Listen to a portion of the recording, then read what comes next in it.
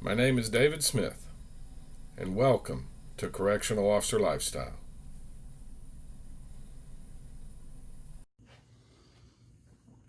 Hey folks, it's David Smith, Correctional Officer Lifestyle.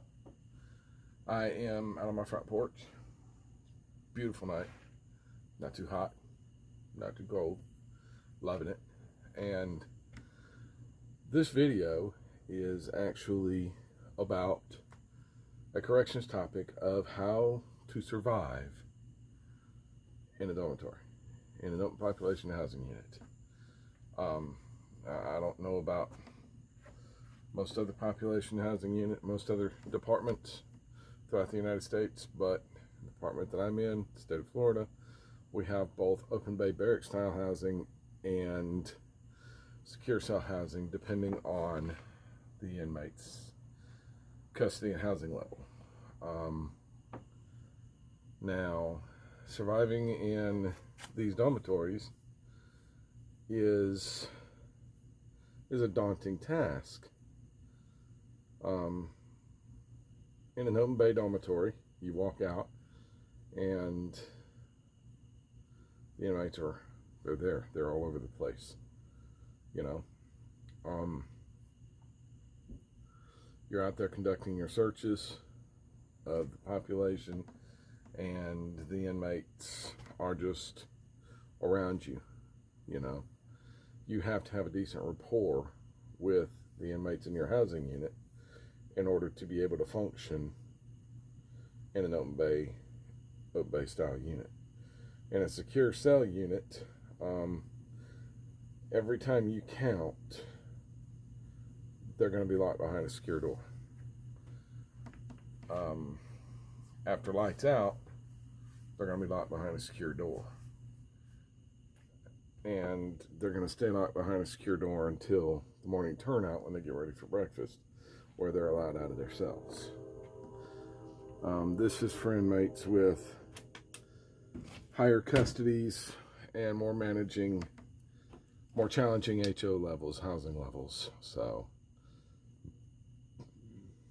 generally we tend to put the more experienced officers that we have and the more experienced sergeants that we have in the secure cell housing unit, simply because it's a more challenging level of inmate to manage. And not saying that they're worse than other inmates. I certainly don't want that connotation. But it's more of a challenge to be able to manage them. Now, there were several tricks that I learned throughout my career in corrections. And the first thing that I would like to share with you is something that a sergeant said when I was going through my tour as an academy rookie. Not even employed with the state yet. I was still in the academy at the technical college, and that was to stay visible.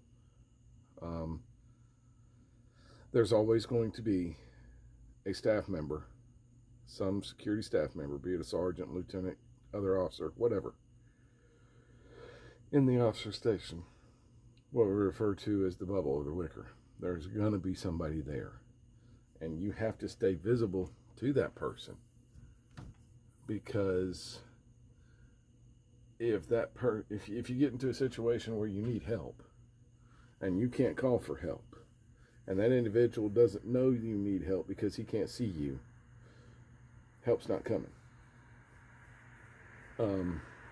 It will come eventually when they figure out, this is a bad situation over here, but they don't see you, then they can't identify that you need help. And if they can't identify that you need help might be a little late getting there. Stay visible. That's the number one thing. Number two, keep your head on a swivel. The inmates are going to do everything they can to put you in a situation where they have the authority, the power, and the control. And by the authority, power, and control, I mean they've already got you beat on numbers, but they're going to get you beat on position. They're going to put you in an area you don't want to be in. And you have to be mindful of things like that. We have always in the correctional facility that I work at, Century Correctional Institution, far back as I can remember, we have always used a buddy system when we go searching or working closely hand in hand with the inmate population. All of our counts are done by 2 people. Searching is generally done by 2 or more. It's just good business. It's safer that way. So you have to be mindful of these things. Now, it's a lot easier to stay visible in an open bay barrack style dormitory than it is in a secure cell housing unit. Because in a secure cell housing unit, you've got cells that you can easily disappear into. And that's where the buddy system really comes in. I've seen too many times staff members, both of them disappear into a cell because there's 2 inmates in the cell, there's 2 officers there, both officers go in and they are searching the cell, both of them together. It's well and good. That's great. Who's watching the other inmates? Who's watching the door? What I've always done is if I'm searching, my other officer's at the door, watching both the inmate that is assigned to that cell as well as everybody else. And if my other officer's searching, then I'm watching the door. That is one of the easiest ways to stay safe. That's what it is, folks. It's all about safety, but it's also about getting the job done. And if you go out there 2 to 3 deep, get your job done, survival rate goes up. If you go out there by yourself, survival rate goes down. Last thing, I had a sergeant turned lieutenant and then turned captain. He promoted up through the ranks.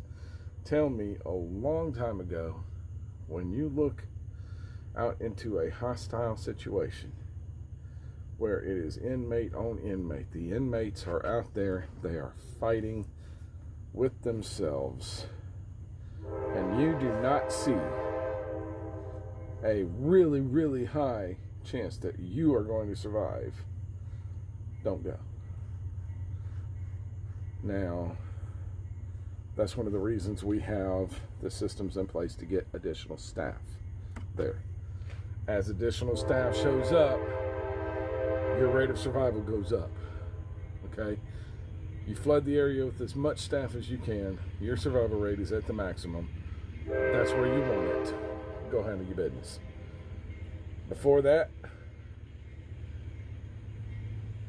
just, if you know you're not going to survive, you've got to remember you should be, in your eyes, the most important person in the Department of Corrections. If you're not, then you're doing this wrong. It does state we're going to put ourselves in harm's way, which we do. But I would much rather 10 officers put themselves in harm's way to deal with the situation than 1 officer run a suicide mission to deal with the situation. Okay? Be smart. Be watchful. Be visible. And you'll automatically be safe. It's David Smith at Correctional Officer Lifestyle. Remember, love shouldn't hurt. If you're in a domestic violence situation, find a way out of it. If you know somebody in an abusive relationship, help them out of it. If you know the abuser in an abusive relationship, the worst thing you can do is nothing. Say something to somebody. And if you are the abuser, there's help for you too, buddy. All you got to do is admit that you need the help and ask for it. It's available to you. If you like what you see, hit the like button. You want to see more, hit the subscribe button. Definitely hit that bell for notifications when I post new videos. And if you want to leave me some feedback, hit me up in the comments, folks. It's David Smith at Correctional Officer Lifestyle. I am my brother's keeper. I am my sister's keeper. Stay safe behind that fence. I'll see y'all next time.